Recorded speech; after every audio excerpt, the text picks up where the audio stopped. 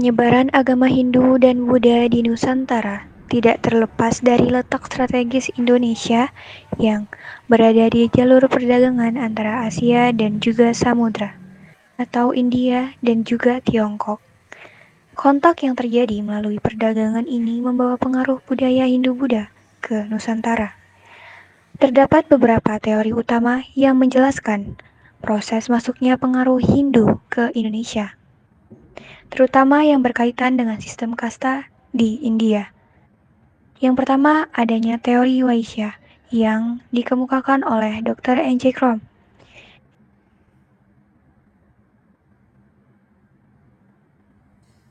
Hindu itu dibawa oleh golongan pedagang Vaishya.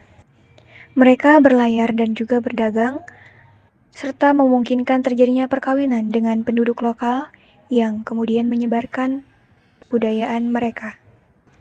Yang kedua, adanya teori kesatria yang dikemukakan oleh Profesor J.L. Muns. Isi dari teori kesatria ini yakni mengatakan bahwa pengaruh Hindu itu dibawa oleh golongan prajurit ataupun bangsawan kesatria India. Hal ini terjadi karena adanya kekalahan politik ataupun perperangan di India yang mendorong para prajurit melarikan diri dan mendirikan kerajaan baru di Nusantara. Teori ketiga yaitu teori Brahmana yang dikemukakan oleh J.C. Vanler. Isi dari teori Brahmana mengatakan bahwasanya pengaruh Hindu dibawa oleh golongan pendeta India. Para Brahmana diundang oleh kepala suku atau penguasa di Indonesia untuk melaksanakan upacara penyucian untuk masuk Hindu. Nah, golongan Brahmana dianggap yang paling menguasai ajaran Hindu. Selanjutnya adalah teori Sudra yang dikemukakan oleh Van Weber. Isi dari teori Sudra ini mengatakan bahwa pengaruh Hindu dibawa oleh golongan Buddha ataupun pekerja India. Mereka datang karena didorong oleh kemiskinan dan berharap hidup lebih baik di Nusantara. Yang terakhir adalah teori arus balik yang dikemukakan oleh F.D.K. Busch. Isi dari teori arus balik yaitu mengatakan bahwasanya pengaruh Hindu berasal dari inisiatif orang-orang Indonesia itu sendiri. Orang-orang Indonesia yang pergi ke India, terutama pelajar dan juga pendeta, mereka belajar agama dan budaya di sana, kemudian pulang untuk menyebarkannya. Berikutlah teori-teori yang menjelaskan mengenai penyebaran agama Hindu di Nusantara. Selanjutnya ada pun bukti-bukti penyebaran agama Buddha di Nusantara. Yang pertama adanya bukti arkeologis dan juga antropologis.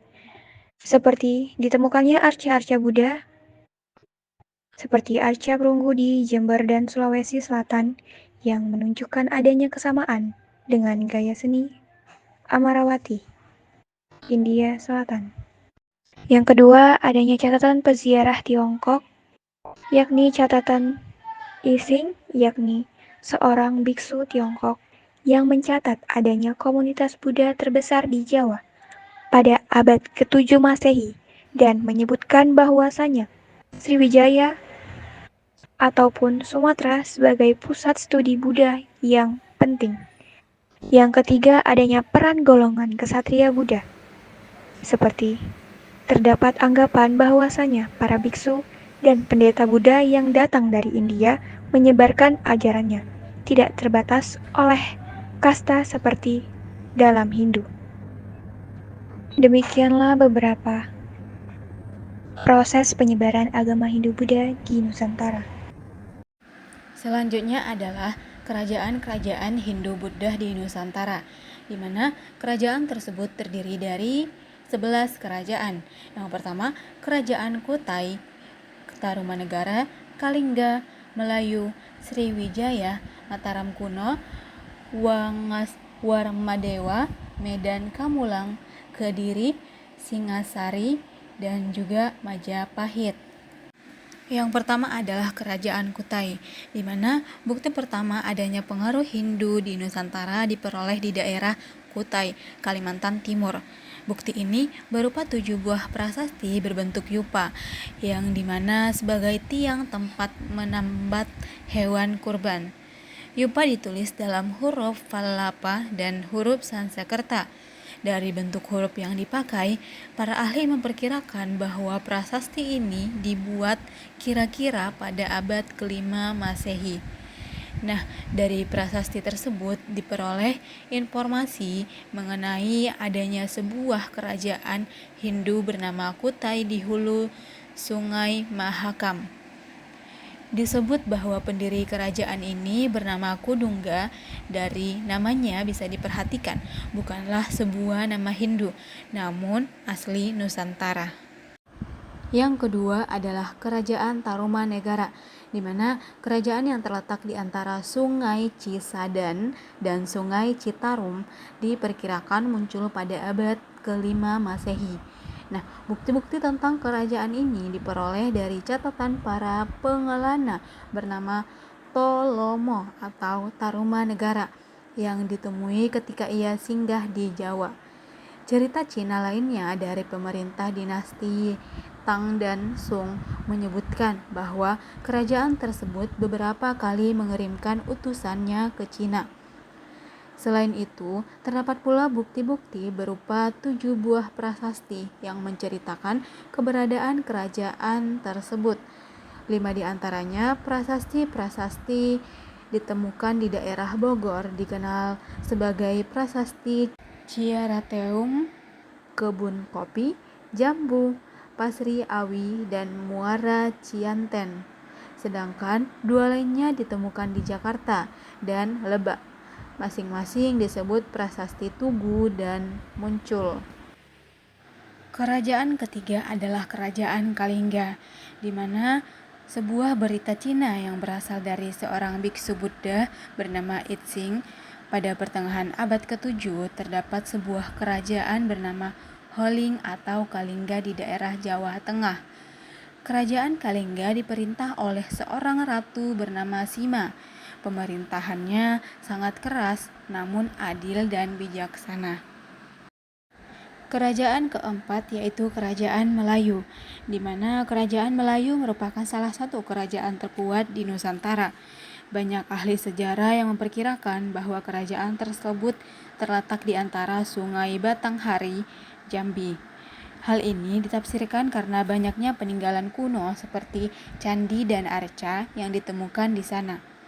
Keberadaan kerajaan tersebut lebih banyak diketahui dari sumber-sumber Cina. Pada masa pemerintahan dinasti Tang, dilaporkan bahwa pada tahun 644 dan 645, utusan dari negeri Moloyewu atau Melayu membawa hasil bumi. Kerajaan yang kelima, Kerajaan Sriwijaya. Kata Sriwijaya pertama kali dijumpai di dalam prasasti Kota Kapur dari Pulau Bangka. Sriwijaya merupakan sebuah kerajaan di Sumatera Selatan yang berpusat di Palembang. Berita-berita Cina banyak mengungkapkan keberadaan kerajaan ini. Seperti dalam catatan perjalanan pada tahun 671, seorang biksu Buddha bernama Itsing menceritakan bahwa ketika ia pergi dari Kanton ke India, ia singgah terlebih dahulu di Sriwijaya selama 6 bulan untuk belajar tata bahasa Sanskerta. Mengenai kerajaan Sriwijaya, Itsing mengatakan bahwa Sriwijaya merupakan kota berbenteng dikelilingi tembok, di mana kota ini merupakan pusat agama Hindu-Buddha yang ditempati kira-kira 1000 biksu di bawah bimbingan Sakyakitiri. Selain berita dari Cina, keberadaan kerajaan Sriwijaya juga diperkuat oleh penemuan beberapa prasasti yang semuanya ditulis dengan Pallawa dan bahasa Melayu kuno. Kerajaan yang keenam yaitu Kerajaan Mataram kuno. Kerajaan Mataram kuno diperkirakan berada di wilayah aliran Sungai Bogowonto, Progo, Elo, dan Bengawan Solo di Jawa Tengah. Keberadaan kerajaan ini dapat diketahui dari Prasasti Canggal. Prasasti Berangka tahun 732 Masehi Ini menyebutkan bahwa kerajaan Mataram kuno pada awalnya dipimpin oleh Sana. Setelah kematiannya, tampuk kekuasaan dipegang oleh keponakannya yang bernama Sanjaya. Kemudian, kerajaan Mataram kuno terkenal keunggulannya dalam mengembangkan candi agama Buddha dan Hindu. Candi yang diperuntukkan bagi agama Buddha antara lain yaitu Candi Borobudur yang dibangun oleh Samaratungga dari dinasti Sailendra. Candi Hindu yang dibangun antara lain Candi Rarajongrang di Prambanan yang dibangun oleh Raja Vikatan. Kerajaan yang ketujuh adalah Kerajaan Wangas Warmadewa. Keluarga Raja Warmadewa muncul pertama kali pada tahun 914. Hal itu diketahui dalam prasasti dari Sanur yang dikeluarkan oleh Sri Kesari Warmadew yang memiliki keratin di Singhaudalan. Salah seorang keturunan Kesari Warmadewa adalah Chandra Bisingha Warmadewa yang pada tahun 962 membangun sebuah pemandian telaga dari sumber yang ada di desa Manukraya. Pemandian itu adalah Tirta Empul yang letaknya sekarang di dekat Tampak Siring. Kerajaan yang ke-8 adalah Kerajaan Medan Kamulang, di mana Kerajaan Medan Kamulang terletak di muara Sungai Brantas di Jawa Timur. Kerajaan ini dibangun oleh Empu Sindok yang sebelumnya memerintah Kerajaan Mataram kuno di Jawa Tengah. Di tempat barunya, Empu Sindok mendirikan sebuah dinasti yang bernama Isyana. Pada masa pemerintahan Dharmawangsa 991 sampai 1016, Medan berusaha menguasai jalur perdagangan laut di wilayah Selat Malaka. Hal tersebut menyebabkan benturan dengan kerajaan Sriwijaya, akhirnya fatal bagi Dharmawangsa sendiri. Dalam upayanya untuk mengalahkan Dharmawangsa, Sriwijaya menjalin hubungan dengan negara bawahan Medan Kamulang, yaitu Kerajaan Wurawuri. Menurut Prasasti Pucak 1016, pasukan Wurawuri menyerang istana Dharmawangsa ketika sedang menikahkan putrinya dengan Airlangga. Dalam peristiwa ini, Raja Dharmawangsa terbunuh, sementara menantunya berhasil lolos. Pada tahun 1019, para pendeta Siwa, Brahmana, dan Buddha menobatkannya sebagai raja dengan gelar Sri Lakeswara Dharmawangsa Airlangga. Dengan dukungan para pemuka agama tersebut, Airlangga berhasil mengambil kekuasaan. Dia kemudian memindahkan pusat kekuasaan dari Waton Mas ke Kahuripan. Pada akhir pemerintahannya, Airlangga mengalami kesulitan untuk menentukan penggantinya karena sang pewaris Maharantri I Hino Wijayatunggadewi menolak naik tahta dan memilih menjadi pertapa. Akhirnya, dengan bantuan Empu Baharada, Airlangga membagi dua kerajaannya menjadi Jenggala dan Panjulu atau Kediri. Kerajaan yang ke-9 adalah Kerajaan Kediri, di mana keputusan Airlangga untuk membagi dua bagian kerajaannya menghasilkan pembentukan dua kerajaan, Jenggala dan Panjali atau Kediri. Dalam perkembangannya, kedua kerajaan tersebut selalu berselisih. Hal ini diakibatkan oleh ambisi Mapanji Garansaka untuk menguasai seluruh wilayah bekas kerajaan Medang.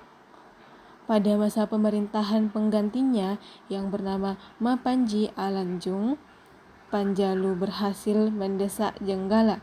Akibatnya, Alanjung mengungsi ke Marmalor. Kerajaan ke-10 yaitu Kerajaan Singasari. Kerajaan Singasari didirikan oleh Ken Arok setelah dia berhasil mengalahkan Kediri. Dia kemudian mengambil gelar Sri Rangga Rajasa Sang Amurwabhumi dan membangun sebuah dinasti baru yang disebut dinasti Rajasa. Riwayat Ken Arok sendiri tidak banyak diketahui karena namanya tidak dikenal dalam prasasti. Dalam kitab Pararaton dan Negara Kertagama, ia dikatakan berasal dari sebuah keluarga biasa dari desa Pungkur. Kerajaan yang ke-11 ialah Kerajaan Majapahit. Pendiri Majapahit ialah Raden Wijaya. Raden Wijaya merupakan menantu Kertanegara yang berhasil meloloskan diri ke Madura setelah kematian mertuanya. Dengan bantuan penguasa Madura bernama Arya Wiraraja, ia menawarkan diri untuk bekerja sama dengan Jaya Katuang di Kediri. Penguasa baru tersebut menerima tawaran tersebut dengan senang hati. Jaya Katuang kemudian memberikan daerah Hutan Tarik atau Trowulan kepada Raden Wijaya.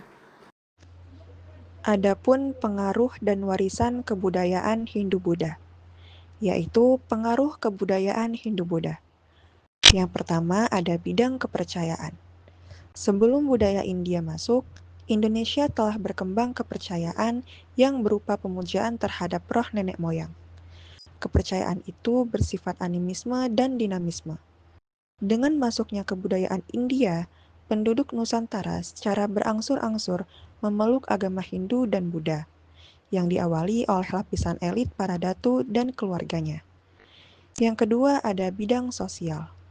Dalam sistem pemerintahan asli Indonesia, masyarakat Indonesia tersusun dalam kelompok-kelompok desa yang dipimpin oleh kepala suku. Sistem itu kemudian terpengaruh oleh ajaran agama Hindu-Buddha sehingga timbul kerajaan-kerajaan Hindu-Buddha. Yang ketiga ada bidang teknologi. Peninggalan Hindu-Buddha dalam bidang seni bangunan atau arsitektur yang berkembang di Indonesia adalah yang berupa candi, yupa, dan prasasti. Candi yang bercorak Hindu antara lain Candi Prambanan dan Candi Dieng. Candi yang bercorak Buddha antara lain Candi Borobudur dan juga Candi Kalasan. Yang keempat ada bidang kesenian. Dalam bidang seni rupa, pengaruh Hindu-Buddha berupa hiasan-hiasan pada dinding candi atau relief yang sesuai dengan unsur India. Di bidang seni sastra, pengaruh tradisi Hindu-Buddha berupa penggunaan huruf Pallawa dan bahasa Sanskerta pada prasasti-prasasti. Yang kelima, bidang pendidikan. Di bidang pendidikan, pengaruh tradisi Hindu-Buddha dapat kita lihat bahwa sampai akhir abad ke-15, ilmu pengetahuan berkembang pesat, khususnya di bidang sastra, bahasa, dan juga hukum. Kaum Brahmana adalah kelompok yang berwenang memberikan pendidikan dan pengajaran dalam masyarakat Hindu-Buddha.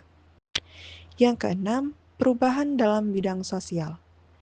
Masuknya kebudayaan Hindu menjadikan masyarakat Indonesia mengenal aturan kasta, yaitu kasta Brahmana, seperti kaum pendeta dan para sarjana, kasta kesatria, seperti para prajurit, pejabat, dan bangsawan, kasta Waisya, seperti pedagang, petani, pemilik tanah, dan prajurit, serta kasta Sudra, seperti rakyat jelata dan juga pekerja kasar. Namun, unsur budaya Indonesia lama masih tampak dominan dalam semua lapisan masyarakat. Sistem kasta yang berlaku di Indonesia berbeda dengan kasta yang ada di India, baik ciri-ciri maupun wujudnya. Yang ketujuh ada perubahan dalam bidang kebudayaan. Kedatangan agama Hindu-Buddha di Indonesia ini menimbulkan interaksi kontak budaya atau akulturasi dengan budaya Indonesia. Yang kedelapan ada interaksi. Terjalinnya kontak atau interaksi antara penganut agama Hindu dengan masyarakat Indonesia, maka mengakibatkan adanya kontak budaya yang menghasilkan bentuk-bentuk kebudayaan baru, tetapi tidak melenyapkan kepribadian kebudayaan itu sendiri. Berikut adalah hasil interaksi sebagai wujud akulturasi budaya tersebut. Yang pertama ada bahasa, yang kedua ada religi atau kepercayaan, yang ketiga organisasi sosial kemasyarakatan, yang keempat sistem pengetahuan, yang kelima peralatan hidup dan teknologi, dan yang keenam kesenian. Lalu yang terakhir ada akulturasi. Akulturasi kebudayaan yaitu suatu proses percampuran antara unsur-unsur kebudayaan yang satu dengan kebudayaan yang lain, sehingga membentuk kebudayaan yang baru. Kebudayaan baru yang merupakan hasil percampuran itu masing-masing tidak kehilangan kepribadian atau ciri khasnya. Oleh karena itu, untuk dapat berakulturasi, masing-masing kebudayaan harus seimbang. Begitu juga untuk kebudayaan Hindu-Buddha, dari India dengan kebudayaan Indonesia asli. Yang kedua ada warisan kebudayaan Hindu-Buddha. Contoh hasil akulturasi antara kebudayaan Hindu-Buddha dengan Indonesia asli yaitu sebagai berikut. Yang pertama, seni bangunan. Bentuk-bentuk bangunan candi di Indonesia pada umumnya merupakan bentuk akulturasi antara unsur-unsur budaya Hindu-Buddha dengan unsur budaya Indonesia asli. Bentuk candi-candi di Indonesia pada hakikatnya adalah punden berundak yang merupakan unsur Indonesia asli. Candi Borobudur merupakan salah satu contoh dari bentuk akulturasi tersebut. Yang kedua, seni rupa dan seni ukir. Masuknya pengaruh India juga membawa perkembangan dalam bidang seni rupa, seni pahat, dan juga seni ukir. Hal ini dapat dilihat pada relief atau seni ukir yang dipahatkan pada bagian dinding-dinding candi. Misalnya, relief yang dipahatkan pada dinding-dinding pagar Langkan di Candi Borobudur yang berupa pahatan riwayat Sang Buddha. Di sekitar Sang Buddha, terdapat lingkungan alam Indonesia seperti rumah panggung dan burung merpati. Yang ketiga, seni sastra dan aksara. Pengaruh India membawa perkembangan seni sastra di Indonesia. Seni sastra waktu itu ada yang berbentuk prosa dan juga ada yang berbentuk tembang atau puisi. Berdasarkan isinya, kesusastraan dapat dikelompokkan menjadi 3, yaitu tutur atau pitutur kitab keagamaan, kitab hukum, dan juga wiracarita atau kepahlawanan. Bentuk wiracarita ternyata sangat terkenal di Indonesia, terutama kitab Ramayana dan juga Mahabharata. Kemudian timbul wiracarita hasil gubahan dari para pujangga Indonesia, misalnya Baratayuda yang digubah oleh Empu Sedah dan Empu Panuluh.